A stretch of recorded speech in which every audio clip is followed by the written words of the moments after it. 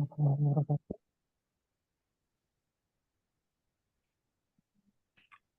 Bismillahirrahmanirrahim. Assalamualaikum warahmatullahi wabarakatuh. Bapak Ibu guru hebat.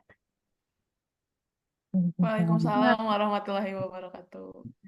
Selamat malam ya semuanya. Sebelumnya saya ucapkan terima kasih kepada Bapak Ibu yang telah berkenan hadir dalam kegiatan sesi berehan kali ini. Nah, sesi berehan kali ini itu merupakan kegiatan akhir ya Bapak Ibu dalam modul level 1 dalam tugas calon guru penggerak Jawa Barat. Nah, jadi dalam sesi berehan kali ini kita akan berbagi praktik baik dan juga rencana tindak lanjut ke depannya seperti apa. Sebelumnya perkenalkan nama saya Leni Rosalina, lalu selanjutnya ada anggota yang lain ya. Saya absen terlebih dahulu. Yang pertama ada Bu Pira Aprilia, Bapak Taufik Fatama Putra, Ibu Kori Zulia Rahma, dan juga Bapak Ihsan Al-Rasid. Nah, mungkin kita mulai saja ya Bapak Ibu untuk mengefektifkan waktu. Nah, pertama-tama mungkin mari kita dengarkan dulu dan juga diulas kembali ya Bapak Ibu mengenai apa itu pembelajaran berdiferensiasi. Nah, pembelajaran berdiferensiasi ini merupakan materi kita dalam modul 1.4 ya, yang akan dijelaskan oleh Ibu Pira. Mangga Ibu Pira. Iya. Oh ya Bu, PPT. Sudah terlihat Bapak Ibu PPT-nya sudah ada ya? Oh iya. Ya. Izin menjelaskan ya untuk materi kita kali ini tentang pembelajaran berdiferensiasi. Nah, pembelajaran dan asesmen yang efektif di sekolah menengah itu salah satunya ada pembelajaran berdiferensiasi.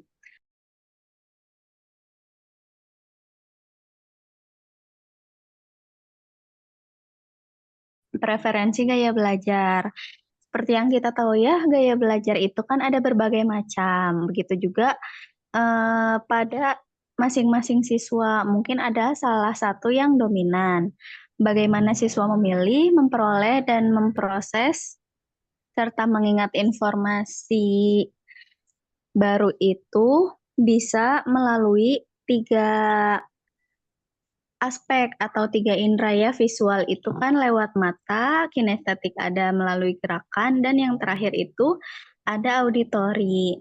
Jadi bagaimana siswa menyerap informasi itu biasanya ada salah satu indera yang dominan. Ketika siswa itu memiliki gaya belajar visual, biasanya dia mudah menerima informasi dari melihat.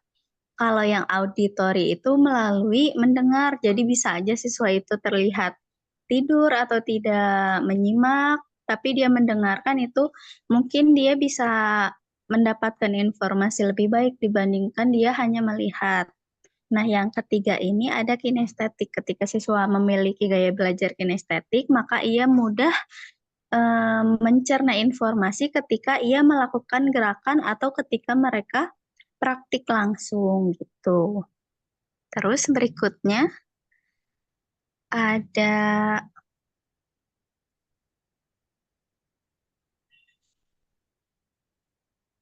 boleh di next Bu.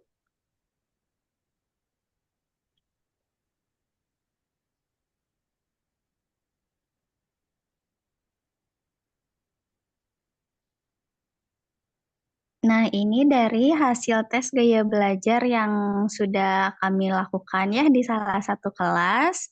Setelah dilakukan tes gaya belajar melalui asesmen diagnostik non-kognitif. Jadi praktik baik pembelajar berdiferensiasi ini kita mempelajari karakteristik peserta didik, mulai dari minat, gaya. Langsung ke sini aja ya, Bu. Iya Bu, langsung aja ya dibacakan hasilnya. Mohon maaf tadi lagi lemot ini ya laptopnya. Iya, boleh. Nah, dari hasil tes gaya belajar yang kami lakukan pada salah satu kelas, di sini kita mendapatkan siswa yang memiliki gaya belajar visual itu jumlahnya ada 19 orang. Secara persentase itu ada 54% yang paling banyak.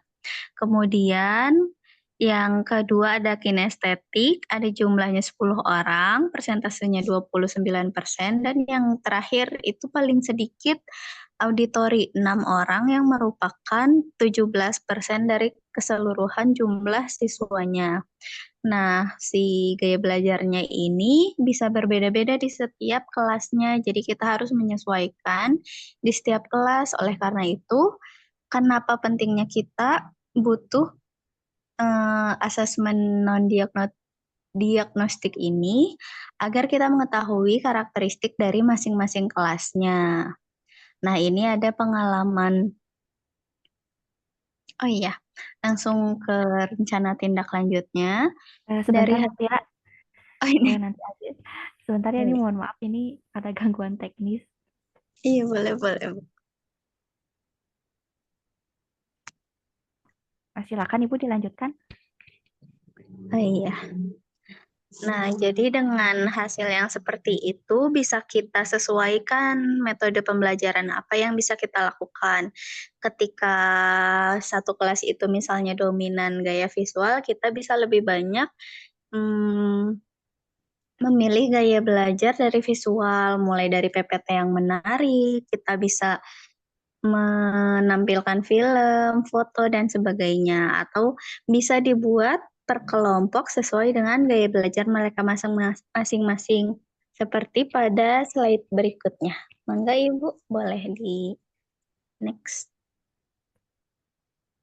Nah, ini contohnya.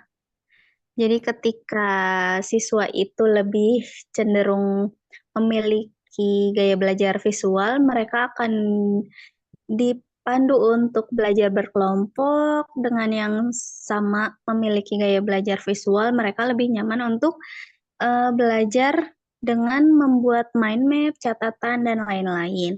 Ketika mereka mempunyai gaya belajar auditori, dia akan lebih nyaman ketika mendengarkan materi. Bisa mereka merekam gurunya lalu didengarkan, atau dari YouTube mereka belajar dengan mendengarkan audio-audio dari YouTube. Nah, ketika siswa memiliki gaya belajar kinestetik, dia lebih mudah mempelajari ketika mereka bergerak, bisa dengan praktek atau ini dengan belajar di luar kelas. Begitu. Kemudian next. Ibu Vira, mungkin untuk yang rencana tindak lanjut nanti dibacakan setelah berbagi praktik baik setiap guru ya. Iya, boleh, boleh, boleh. Ya, terima kasih ya Bu Pira atas pemaparan pembelajaran berdiferensiasi. Mungkin selanjutnya kita dengarkan berbagi praktik baik dari setiap guru di setiap kelasnya ya. Tentunya setuju apa yang dikatakan oleh Bu Pira bahwasanya setiap kelas itu pasti memiliki ragam presentasi yang berbeda-beda, baik itu visual berapa persen, auditori dan juga kinestetik. Tentunya setiap guru harus menyesuaikan gaya belajar tersebut, menyesuaikan pembelajaran tersebut sesuai dengan gaya belajar peserta didik ya, begitu ya Bapak Ibu.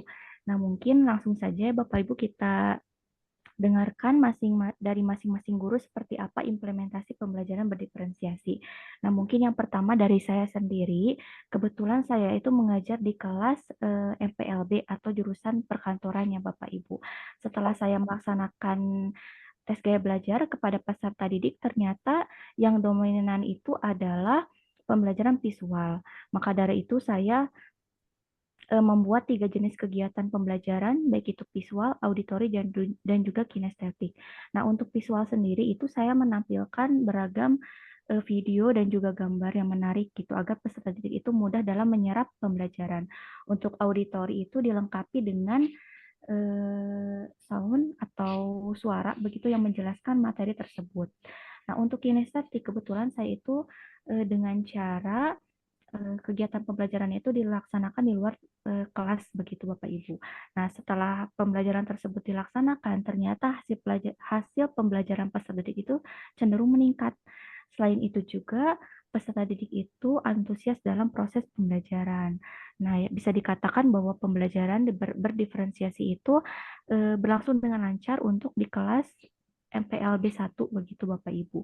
Hanya saja yang menjadi evaluasi adalah ketika satu orang guru mengampu sejumlah 36 siswa dan juga kita harus mengajar dengan cara berbeda-beda. Gaya belajar itu agak kesulitan ya Bapak Ibu. Nah, mungkin di situ sih kalau yang saya rasakan di kelas begitu. Di mana saya harus menyiapkan beragam metode pembelajaran sesuai dengan gaya belajar. Namun di situ juga saya kesulitan dalam apa ya?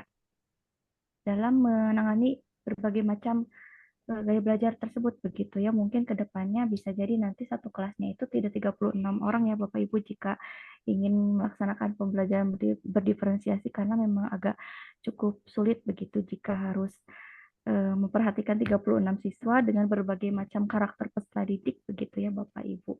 Nah, mungkin itu saja sih yang dapat saya utarakan.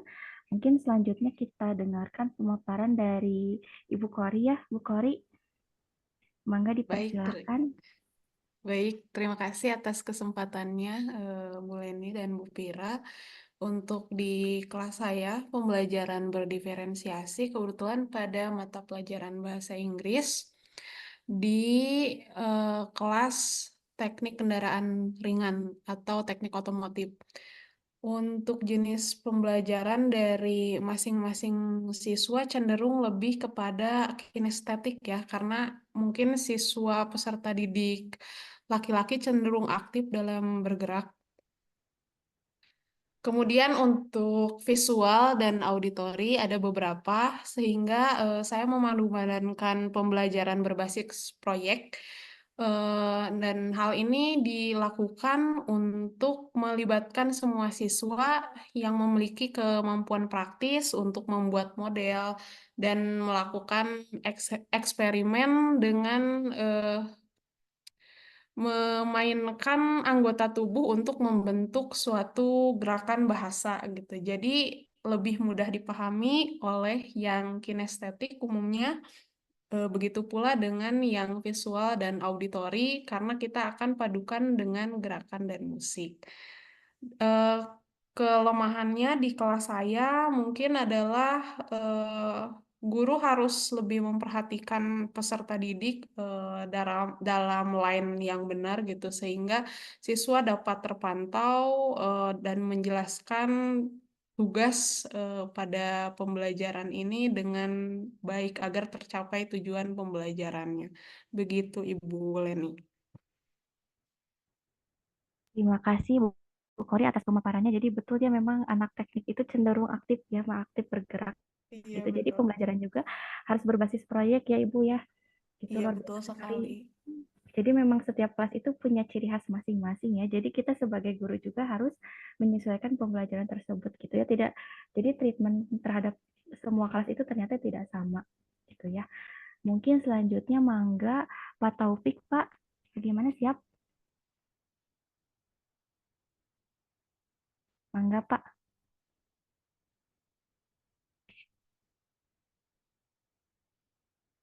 Oke, terima kasih Bu Leni sebelumnya.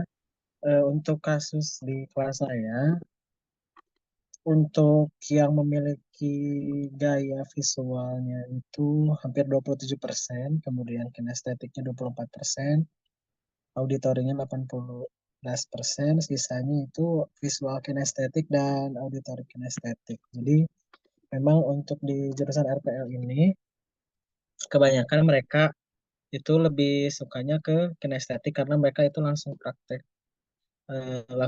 langsung gitu ya membuat sebuah produk. Kemudian kenapa banyak juga yang visual? Karena kita itu pasti melihat dulu contoh atau yang sering kita lakukan. Jadi pasti banyak yang lebih ke visual karena eh, di kita juga selain ada bagian untuk front end, bagian untuk mendesain, ada bagian yang back end. Jadi mereka yang ngambil yang lebih banyak visual itu mereka yang lebih suka ke terhadap desain warna maupun tampilan visual. Jadi mereka itu lebih banyak kayak belajarnya itu menonton video tutorial, kemudian dari YouTube ataupun dari Instagram, dari TikTok. Jadi mereka banyak belajar dari video-video tutorial yang digunakan oleh gurunya. Kemudian yang kinestetik itu mereka lebih condongnya itu lebih suka langsung dipraktekkan gitu ya. Jadi tidak sembari nonton langsung dipraktek gitu. Adapun yang audio mungkin tidak banyak karena mereka lebih sukanya langsung menggunakan langsung dipraktekkan ke dalam hasil produknya gitu. Jadi kekurangannya atau kendalanya itu terkadang karena mereka banyaknya visual, jadi kadang tidak mendengarkan apa eh, penjelasan dari setiap fungsi yang digunakan gitu. Jadi mereka hanya menyalin saja, tapi tidak mengetahui bahwa itu fungsinya untuk apa gitu. Karena memang mereka pas yang visual lebih suka hasil akhirnya daripada yang kinestetik ataupun yang audio gitu. Jadi banyak selain itu juga karena 36 sampai 37 siswa satu kelas itu memang susah untuk memanagenya ya karena banyak tadi tapi dicoba terus menerus agar bisa gitu eh, sesuai dengan visual ataupun kinestetik ataupun auditori gitu. Terima kasih Bu Leni. Terima kasih Pak Topik atas pemaparannya. Jadi memang berbeda lagi nih kalau di kelas RPL ya itu ternyata banyaknya itu visual kinestetik ya Bapak. Jadi kita juga sebagai guru harus lagi menyesuaikan dengan karakteristik peserta didik. Ya Pak betul saya setuju karena memang satu orang guru memperhatikan 36 siswa itu cukup merepotkan ya. Jadi susah termanage. Mungkin nanti ke depannya itu ada inovasi namanya team teaching ya. Jadi yang masuk kelas itu tidak hanya satu guru, mungkin nanti ada bertiga, berdua. Jadi semuanya itu bisa terperhatikan gitu seperti atau mungkin nanti satu kelasnya itu dikurangi dari 20 orang mungkinnya Bapak Ibu mungkin ke depannya seperti itu. Jadi memudahkan guru juga gitu. Oh iya, selanjutnya ini Bapak Ibu punten, informasi untuk waktunya ini ternyata 1 menit lagi ya Pak Topik ya. Jadi nanti ini mungkin Ya, kita berhenti dulu ya, 1 menit mungkin nanti di-share lagi mungkin ya Pak, link Zoom-nya ya.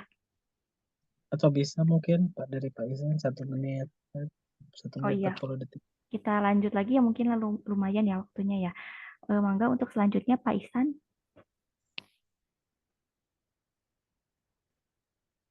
Assalamualaikum warahmatullahi wabarakatuh. Waalaikumsalam warahmatullahi wabarakatuh. Untuk yang saya alami sendiri ya mengenai pembelajaran bahasa Indonesia ini, setelah awal yang saya lakukan di salah satu kelas, dari ketiga cara ya, yang pertama ada visual, yang kedua audio dan kinestetik, lebih banyak siswa yang presentasinya ke bagian yang kinestetik karena mungkin karena dari salah satu sekolah yang SMP juga ya, lebih banyak anak yang memiliki potensinya di kinestetik daripada audio pada saat penampilan menggunakan audio sendiri hampir keseluruhan siswa itu kurang menarik. Nah untuk yang secara visual hanya setengahnya saja yang mungkin bisa mengikuti, setengahnya lagi agak kurang dalam mengikuti dalam media pembelajaran visual. Untuk setelah melihat dari ketiga cara tadi, maka saya sendiri mengambil kinestetik dan visual dan menggabungkan kedua cara tadi supaya anak yang di sekolah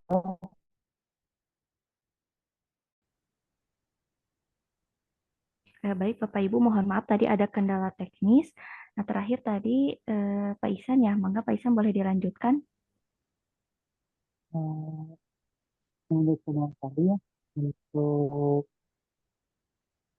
penggabungan secara visual dan kinestetik ini saya mengambil beberapa kendala selain dari hal kinestetik yang mungkin melebihi kapasitas untuk bahasa orang guru ditemukan juga ada beberapa sisi yang mungkin agak kurang dalam hal penggunaan teknologi sehingga menghambat dalam hal proses pembuatan proyek sendiri. Jadi seperti itu yang saya alami untuk kelebihannya mungkin bisa ditingkatkan lagi untuk jumlah guru yang mengajarnya, supaya apa yang dikatakan dan apa yang dikerjakan untuk pembelajaran bahasa sosial ini lebih efektif lagi. Mungkin begitu yang saya bisa sampaikan. Moderator. Baik, Pak Isan, terima kasih atas pemaparannya. Jadi betul ya, sama seperti Bu Kori ternyata. Jadi memang anak teknik itu kebanyakan gaya belajarnya itu adalah kinestetik. Jadi guru juga harus menyesuaikan cara pembelajarannya itu dengan cara praktis, mungkinnya seperti itu. Karena memang jika dipaksakan dengan auditori, seperti halnya ceramah itu mereka cenderung ngantuk gitu, bosen. Nah, jadi memang harus lebih banyak praktik mungkinnya untuk jurusan teknik otomotif seperti itu ya Bapak Ibu. Mungkin terakhir silakan Bu Pira, mangga. Nah ya Ibu, terima kasih. Izin menyampaikan pengalaman juga ya Bu dari ngajar beberapa kelas dan beberapa jurusan. Memang karakter tiap kelas itu berbeda ya, seperti ngajar di PPLG itu atau RPL kan berbagai macam. Jadi ketika saya menyampaikan materi melalui ceramah masih masuk, melalui tampilan video atau PPT masih masuk, ketika diajak main games di luar kelas juga hayu gitu. Tapi bedanya ketika saya ngejar di kelas TKR itu, ketika hanya menyampaikan materi di dalam kelas itu siswanya lebih sulit untuk didisiplinkan. Mereka ribut sendiri, banyak yang maunya izin keluar kelas. Nah, setelah saya tes gaya belajar, ternyata hampir setengahnya itu gaya belajarnya kinestetik. Makanya anak-anaknya nggak bisa diem. Nah, mulai dari situ, saya lumayan sering mengajarkan di luar kelas untuk games dan diskusi. Terus untuk yang di dalam kelas, akhirnya saya mengelompokkan mereka sesuai sama minatnya. Kebetulan waktu itu saya ngajar di kelas 12. Jadi selain metode belajarnya yang saya sesuaikan, materinya pun juga saya sesuaikan. Di mana saat itu materinya tentang perencanaan karir setelah lulus itu kan ada berbagai macam. Ketika siswa itu dipaparkan semua jenis rencana karir, ada yang kurang tertarik terhadap salah satunya. Misalnya ketika siswanya pengen kuliah, dia tidak terlalu menyimak ketika saya menjelaskan tentang pekerjaan, gitu juga sebaliknya. Nah, dari situ saya kelompokkan siswanya, mana siswa yang minat untuk kuliah, mana siswa yang minat untuk kerja, karena itu kebanyakannya. Nah, terus saya suruh mereka eksplor sendiri dari dua kelompok itu. Mereka eksplor, jadi ketika lulus yang bekerja ini bisa melamar di posisi apa aja, dan yang untuk kuliah ini saya suruh untuk mencari universitas mana saja dan jurusan apa saja yang bisa mereka daftar setelah lulus nanti. Nah, setelah itu tugasnya mereka harus membuat poster seperti pohon karir.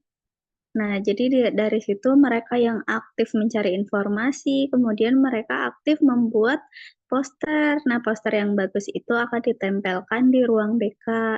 Dengan itu mereka lebih aktif, Bu, dibanding hanya saya paparkan melalui materi ceramah di depan kelas aja gitu.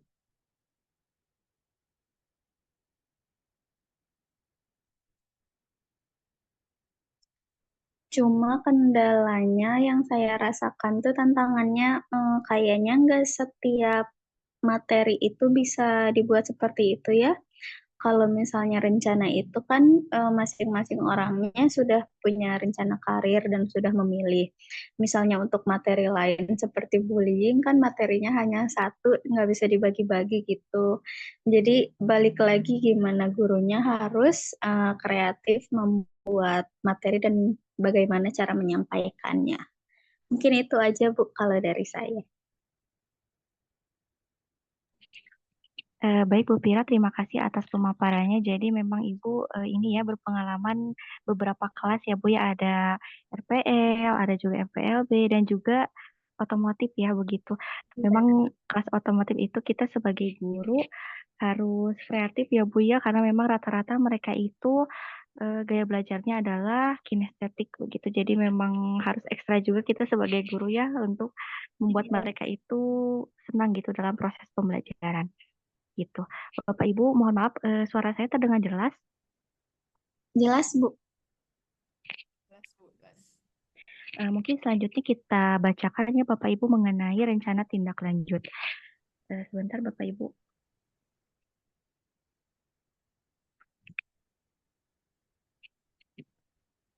Bapak Ibu mohon maaf saya tidak menampilkan PPT ya karena ada kendala teknis.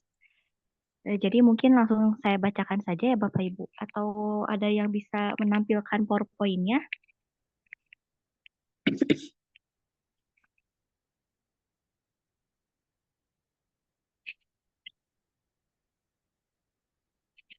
Pak Taufik punten bisa ditampilkan PPT-nya Pak?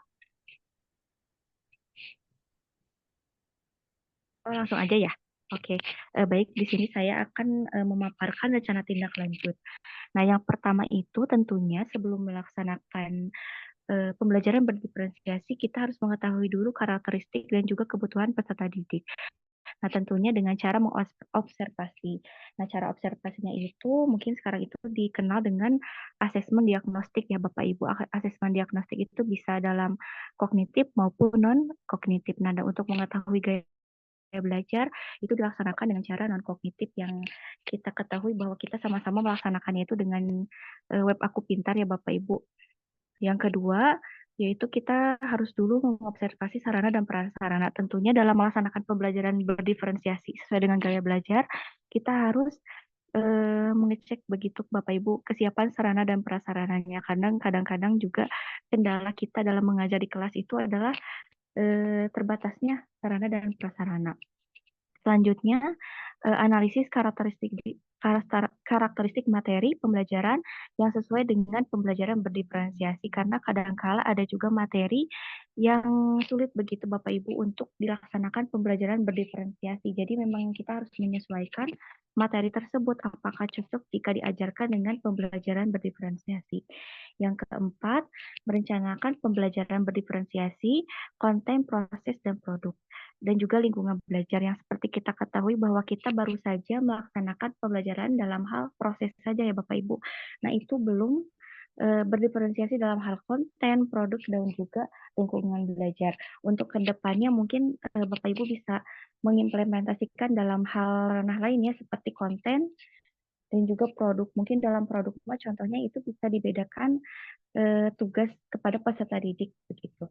Yang kelima, melakukan evaluasi terhadap pelaksanaan pembelajaran serta melakukan perbaikan. Jadi kita sama-sama mengevaluasi ini hasil pembelajarannya itu seperti apa. Evaluasi tersebut bisa ke dalam diri kita sendiri ya sebagai guru dan juga bisa mengevaluasinya itu lewat peserta didik Bapak Ibu. Jadi kita boleh membagikan seperti halnya angket gitu. Apakah peserta didik itu nyaman dengan pembelajaran berdiferensiasi, apakah lebih menarik bagi mereka apa bagaimana. Dan yang terakhir tentunya melakukan validasi terhadap perangkat yang telah dirancang. Validasi tersebut mungkin bisa kita diskusikan dengan guru-guru lain, rekan sejawat dan juga guru penggerak ya yang sudah menjadi guru penggerak di sekolah kita. Mungkin itu saja Bapak Ibu rencana tindak lanjut yang sudah saya paparkan. Barangkali Bapak Ibu ada tambahan lain mengenai kegiatan sesi berehan kita kali ini. Alhamdulillah Bu, dari saya cukup. Cukup. Oke, yang lain Bapak Ibu? Enggak?